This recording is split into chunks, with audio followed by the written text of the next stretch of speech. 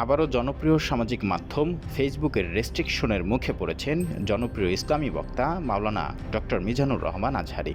Facebook কর্তৃপক্ষ তার পেজের রিচ কমিয়ে দিয়েছে এবং সতর্কবার্তা দিয়েছে যে ভবিষ্যতে নীতিমালা লঙ্ঘন হলে তার পেজ বন্ধ হয়ে যেতে পারে। মঙ্গলবার ২৮ জানুয়ারি নিজের ভেরিফাইড ফেসবুক পেজে এক স্ট্যাটাসে তিনি এই তথ্য জানান।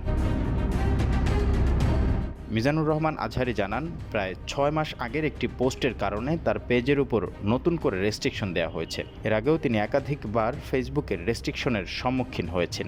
স্ট্যাটাসে তিনি লিখেন, নির্যাতিত মুসলিমদের পক্ষে কথা বলা এবং কিছু স্পর্শকাতর বিষয়ে শক্ত অবস্থান নেয়ার কারণেই আমাদের পোস্টগুলো ফেসবুকের নজরে আসে এবং রেস্ট্রিকশনের শিকার হয়।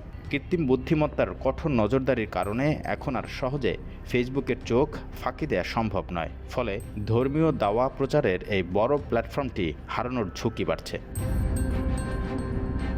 আজহারী তার ভেরিফাইড ফেসবুক পেজে আরও বলেন, এবার ফেসবুক লাস্ট ওয়ার্নিং দিয়েছে, আর কোনো নীতিমালা লঙ্ঘন হলে পেজ পুরোপুরি হারিয়ে যাবে।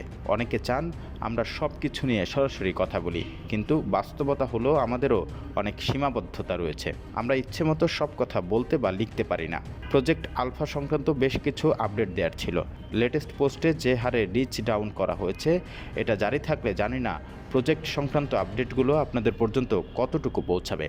সপ্তাহে প্রতি জুমার নামাজের পরপরই আমাদের নিয়মিত আপডেট থাকে, সেগুলো ম্যানুয়ালি চেক করার আহ্বান রইল।